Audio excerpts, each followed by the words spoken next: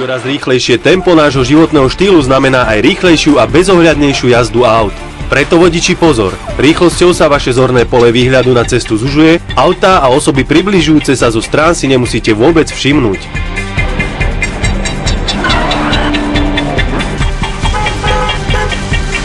Vodiči, predstavte si, že inokedy ste chodcami zase vy a vaša neohľaduplná jazda za volantom sa vám môže vypomstiť ako chodcom.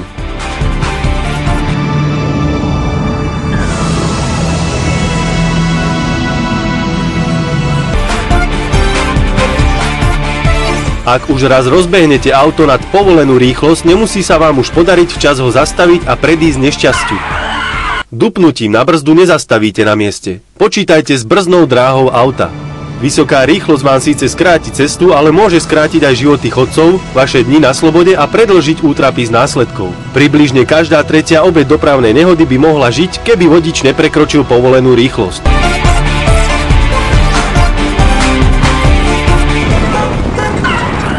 Opäť vás predbiehajú? Oplatí sa ignorovať ich. Ušetríte nielen vaše nervy, ale aj na pokute za hanlivé gestá. Vodiči, zvoľte si tú správnu cestu.